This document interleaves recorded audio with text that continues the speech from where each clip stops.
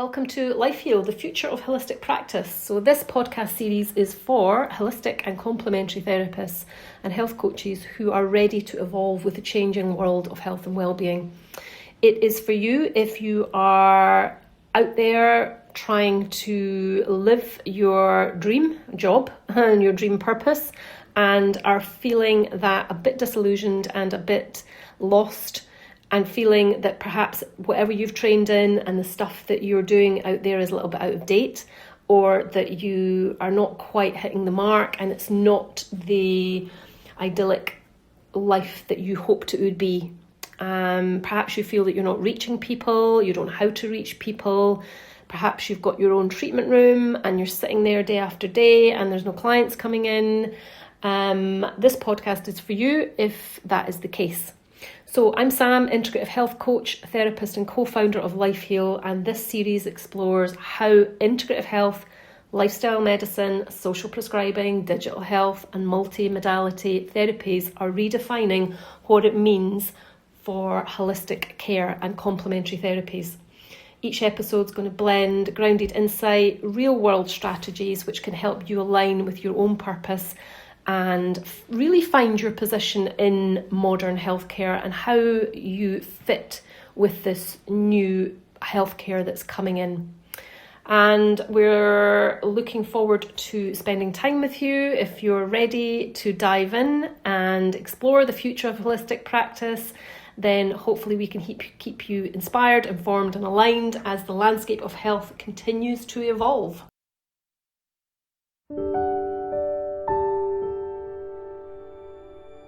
Welcome to episode 8, Creating Change in You. So this is the inner transformation required for you to grow your practice. Episode 8 is about yourself, and then episode 9 is about creating a change in your practice, and we have Erica joining us for that. And for this one, I wanted to share a couple of things with you. Hopefully by now you've sort of got the idea of where we're going, and it may have crossed your mind or your emotions thinking, okay, well, I can change the way I do my therapies, I can train in more stuff, but how do I actually myself as a human being and as a therapist, a healer, a coach, how do I actually get ready and elevate my own experience for myself? So just a warm welcome to everybody. Thank you for coming back. If you're joining us for the first time, it's lovely to connect with you.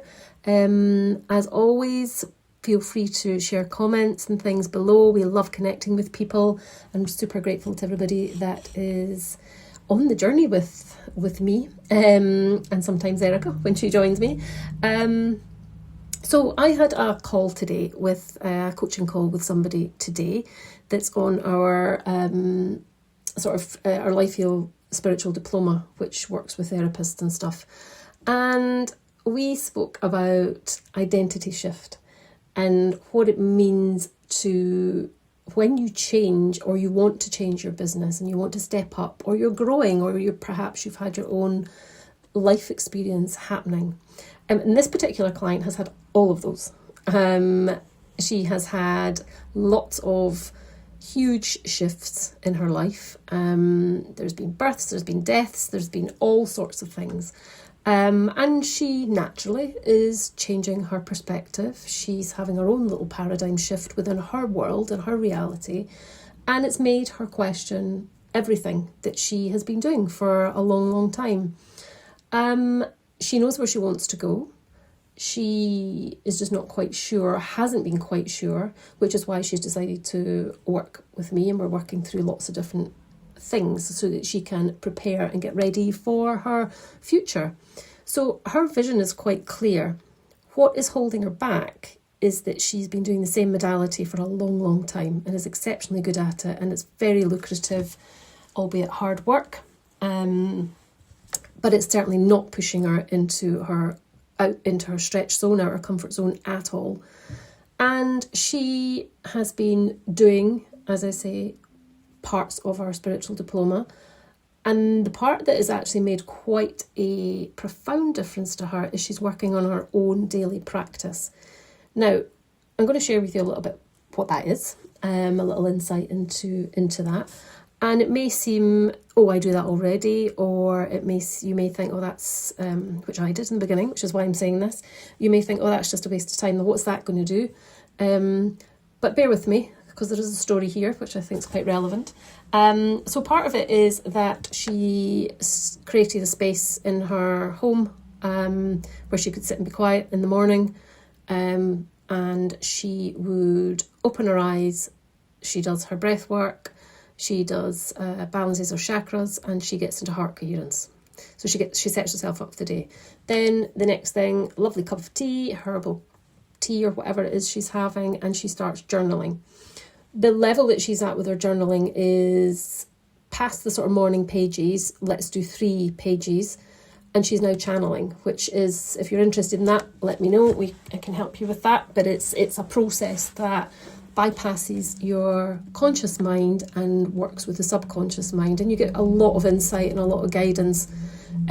We teach it in retreats. Erica teaches it as part of her psychology programs, and as I say, we do it in our diploma, and it's profound. You don't always have to do 3 pages every day, but you will notice that when you do, everything just falls into alignment. There is a process that happens. You're accessing your subconscious mind, you're bypassing your ego and, that protective ego, that layer that is there to protect you, and that logic. And you're getting really in touch with your subconscious mind and whatever you believe in, your higher self. So what has actually started happening is she does this religiously, and she's now on month 2. And she went to do a client who she's done for a long, long time, and they had a really profound experience. The client reported a completely different level of therapy, and the therapist did not change anything, didn't feel any different, wasn't trying, just did exactly what she does all the time. But this client was blown away with the experience. It was almost out of body experience. It was life-changing, and she was shocked. And the point is that I reflected back and said, what do you think has happened here? And she said, I think my vibration has increased. And I said, exactly, your vibration has increased because you're doing the work, which means you are opening doors for people in an integrative way without even trying. And as Einstein says, the highest energy in the room wins, that if you walk into any therapy, coaching, counselling, whatever it is you do, and that your energy is high, you're in the right mindset, you're doing your inner work, you're working on yourself, because you're also on a healing journey, which we will talk about as well. But you're also on your own healing journey. And every time you do a little bit of work, it creates space for your clients to feel resonance. So even though there was nothing discussed between these 2 people, resonance has happened and the vibrations have matched, which has allowed the client to have this really almost transcendental experience, which was not planned, and the therapist knew nothing about it. So do you have a practice like that? Do you have a morning practice where you take some time for yourself, or do you just pick up your phone and go straight on Facebook, check your messages, check your emails, get up, brush your teeth, have your shower, get ready for the day and get out in the car and go for it? Or are you just maybe getting up early? Have you got a practice already? If you don't, would you consider doing that? Would you consider getting up maybe 15 minutes earlier? These things don't take a lot of time. Our own practice is quite similar to what I described. We get up, and I'm sometimes up first, and I go downstairs. I put the lamps on. We have a special teapot, 2 special cups, although I did smash one last week, which was very sad. So I have to replace that. We've got special tea for the morning. I light candles. Lamps are low. We sit. We don't talk at all. We just do our own journaling. And my own little process is I do my journaling. And then we've got this other little book, One Line a Day, where you've got the 5-year thing. That's just a lovely thing between Erica and I, so that each year we can reflect back. So we're both doing that. We bought one each, or we bought each other one. And that's just something that we're doing. That takes about 20 seconds. And we're nearly at the end of our first year. So next year when we go through it, we're going to have, like last year, this is what we did last year. And then 5 years on, it'll be. So that's something we both do. That's a personal thing. So journaling, we do our 1 line a day. And I am always working on my chakras and my heart coherence. I make sure my energy is right for the day. But I actually both of us have stopped TikTok last year. At the end of last year, I was like, this is absolutely crazy. I went onto my screen time and realised I was spending hours a day. I mean, hours. One was 7 hours on TikTok. And I felt that towards the end of last year, TikTok changed. It used to be really quite informative and quite cool, funny even, and a bit of light humour sometimes, and it got a bit heavy. So I said to Erica, I'm getting fed up with this. I'm getting fed up with Netflix. And I even felt Netflix change. Some of the programmes all just feel really quite dark and, a bit murders and this and that. So what we agreed was, for a little bit of time, and this went on for months, we were just going to read in the evenings. And I love reading, but because I'd been on social media for so long, I found it difficult to even read a line without, pick up my phone. And I love fiction books.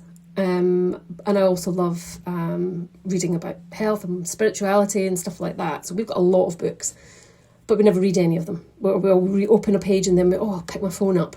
So I deleted, and so did Erica, we deleted TikTok and started reading books. And I got an app. Our daughter gave us an app who and she said that this is you can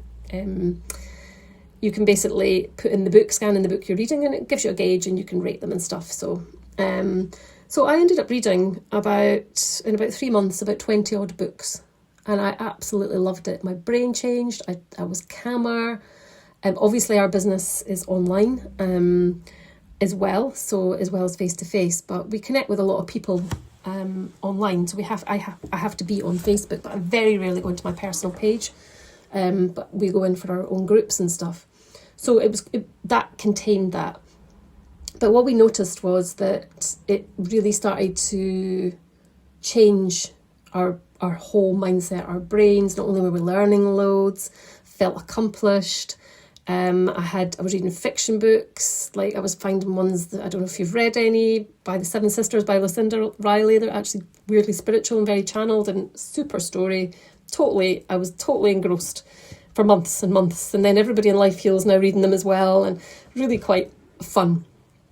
So anyway, back to my morning ritual. The reason I'm saying that is I do my journaling, I do my 1 line a day, and then I've got 3 books on the go at this point. And one of them's quite heavy. And I think Erica's reading A Course in Miracles, which is like the spiritual Bible, if you like, possibly harder than the Bible. And what we do is we just read 1 page a day. If you get into it and you do more, then great. But at least you're getting through it. And it might take you a year to get through that one book, but at least you're doing something. And if you have a fiction book and you're really into that, I read that last. So I do the harder book first, and then the middle book, and then the last book. Sometimes I've got one on my Kindle if I'm out and about on public transport or in the bath where I don't want to hold a big book.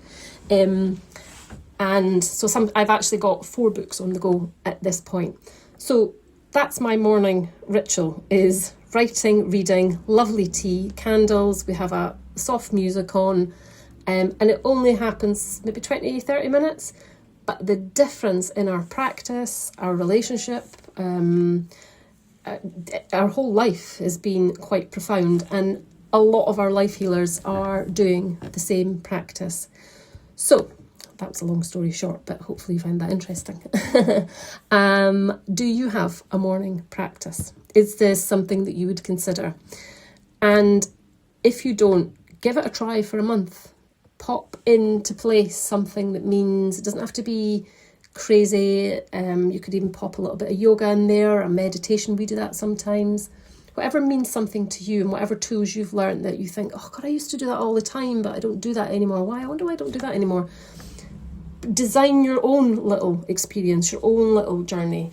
And Obviously, if you're doing heart coherence, that'll last you the whole day. You're going to be out there, you're going to be in the right energy for your clients, but also in the right energy for yourself. We give a lot and people need a lot, and I have no issue, and as I'm sure you guys don't, serving people and giving everything. I overgive all the time.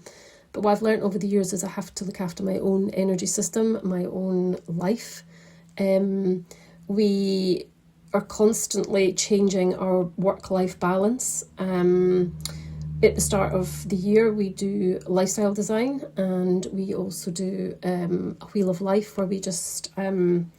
It's a tool that Erica found in her psychology degree, and it maps out every area of your life, and you get to colour it in and decide if you're a 0 or 10 being the best. And it shows you the areas that you need to work on. These are all self-development things and personal development tools that really keep you in that right mindset.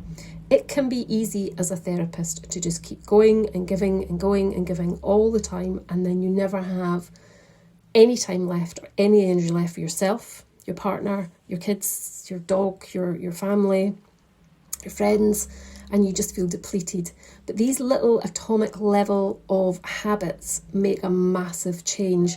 And if you're wanting to move from, this lone practitioner or, a business that's just not thriving and you want to thrive, the change has to start with you. I do remember when I had one salon, so I had one clinic for a long time, and I took on another one, and this is where I met Erica, and it was in a bigger town with more people. It was a more affluent town. The building was bigger, we had more staff. We'd gone from 2 staff to 14, and I had to really step up. And I remember Erica just being brutal, as we are with each other, saying to me, you cannot run this new clinic with the same ethos and mindset as you did the smaller one. You're going to have to step up because people are expecting you to be a certain way, and they're expecting like a certain energy from you. You can't be playing it small, and it was a bit sore, but every clinic I opened thereafter, I kept that in mind, and I'm like, okay, I've gone from 2 clinics now to 3. This is starting to look like a bigger business. Oh, now we've won awards. Okay, right, I better just, I have to align with that. It's not putting on a show. It's just you need to catch up with the business. The business is which we'll talk about in the next episode, is an ever evolving machine that really, it may feel like it's standing still, but it's always moving. It could be moving down the way or it could be moving up the way, but it never stands still. It's like your kids growing up. They're never actually standing still. They're constantly moving. So what could you do to step up? What do you need to change in yourself? We can have morning practices. We can reflect on our day. We can have gratitude journals. All of these things will make a massive difference to your energy. The way you are in the therapy room, the way you communicate with your clients, the way you are on social media, that's huge. We will do quite a lot on that actually, because you've been asking. So we will. I'll definitely do something on that. You being you, putting yourself out there. The only way you can have the confidence to get out there is to put these practices in place, and you'll start to see results. The universe will start to deliver back to you and mirror back to you, and exactly what's happened with my diploma student, who's then had this massive moment where she's gone, oh, okay, I'm under no doubt whatsoever here that this is working. No doubt. And she's actually had sign after sign after sign, and each one's getting louder and louder. You're on the right path. You're on the right path. Keep being you. Keep channeling. Just keep connecting with your clients. And her business is changing without her even trying. So I hope that makes some sense. A couple of limiting beliefs that I would put to you to see how this feels in your body, see if this resonates at all. If I speak to you about the cost, like what this is, things that are maybe holding you back, limiting beliefs, as I say. So I can't charge more. How does that feel? The thought of charging more, do you think, oh, have you got resistance? The next one is I'm not ready, not qualified enough, if you like. People know more than me. The next one is interesting, is if I grow, I'll lose myself. I'll not recognise who I am. And the last one, I think I kind of tapped on into that one there, but others know more than me. Thinking that you're moving into a space where everybody else is an expert and everybody else is far more qualified, almost like moving from primary school to high school. And you just feel, oh, okay, I'm way out of my comfort zone here. This is proper stretch zone. So how do those beliefs, if you've got any of those beliefs and there's resistance there, as we always say in our spiritual work, if you're feeling resistance, that is exactly where you need to be. That's where you need to push yourself. And if you can't push yourself, you need to figure out how to get there. What steps do I need to take? Now, it doesn't always have to be big, huge steps. As you can see from the story I shared with you, even by doing your morning practice, you're already increasing your vibration, and things can happen naturally without you even trying.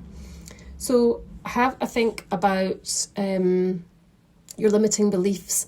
And the next one is your behaviour patterns. So how you self-sabotage without even realising it. So you can overwork, which is a thing.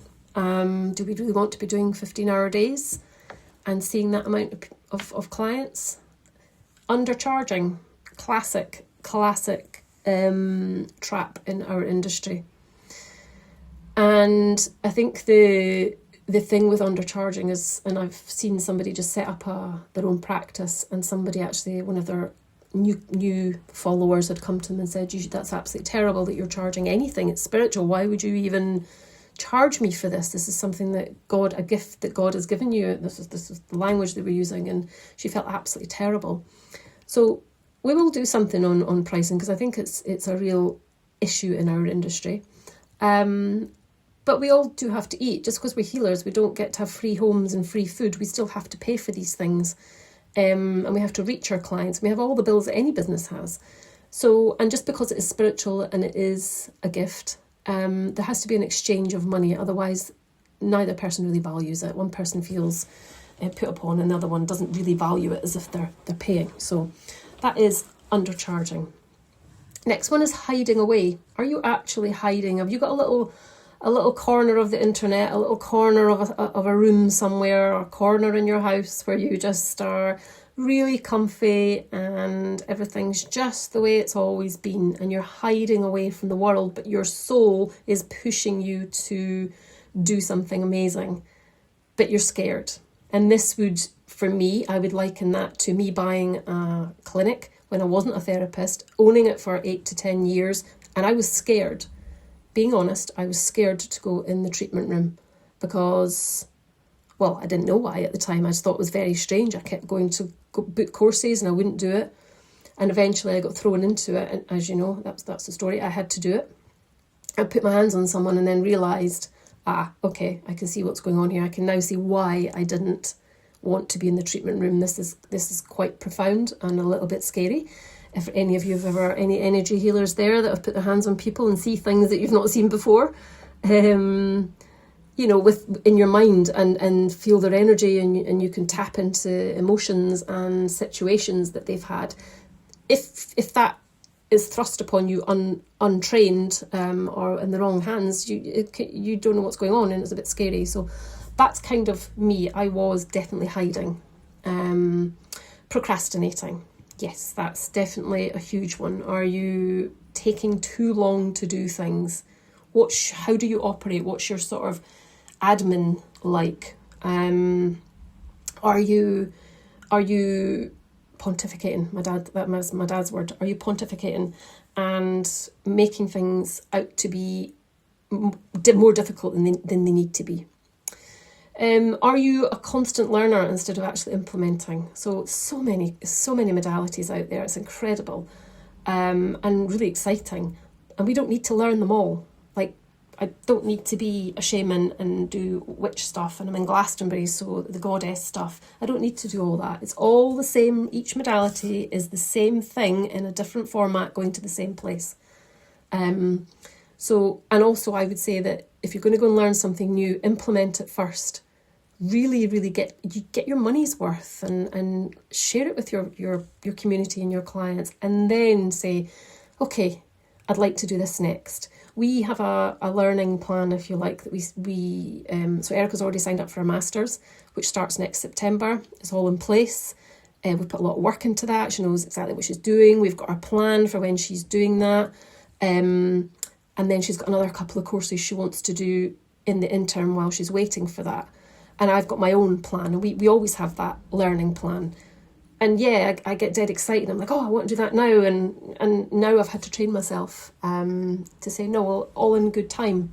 I don't need to do everything at the same time, because what happens is things get muddled in your head. And yeah, so that was that one. And the last one is explaining that behaviour patterns are protection strategies from past experiences. So yeah, that is self-sabotage. If things have happened to you in the past and they've not worked out, it can make you a bit scared. So if you said to me now, Sam, I want you to go and open 5 clinics, I would be a bit scared of that. That does not appeal to me in the slightest, because I've done that for a long time. It doesn't appeal.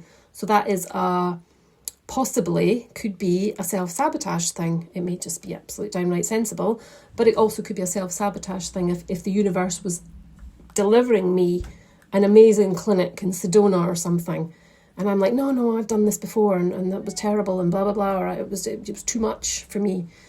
You can sabotage yourself. So I'm open to anything now. Anything the universe delivers, I will be open to. It doesn't mean I have to do it, but I'm open to it.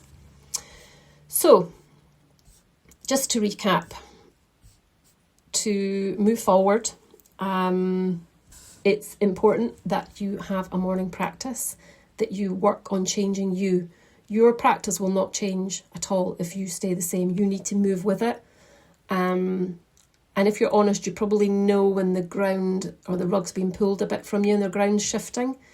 So hopefully all of this gives you a little bit of food for thought. As always, please share with me your morning practices if you have them, or if you've got any comments.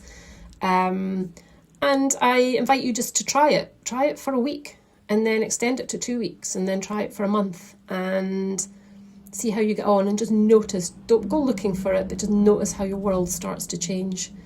I don't think I've ever worked with anybody that's not implemented this and it's not worked, and their life hasn't, and their business and their personal life and their relationships haven't changed profoundly.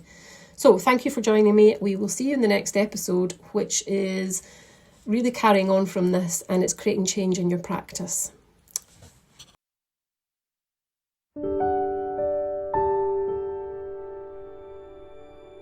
Just a quick one before we go. If you have enjoyed this podcast, you'd like to connect with Erica and myself and be part of our community, Life Heal.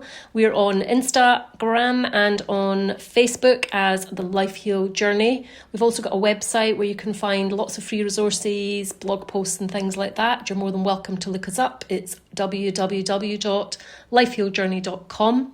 We have a Facebook group with over 1,000 people in it and beautiful souls, and you're welcome to come in and have a look around and chat to people. That is Life Heal Lifestyle.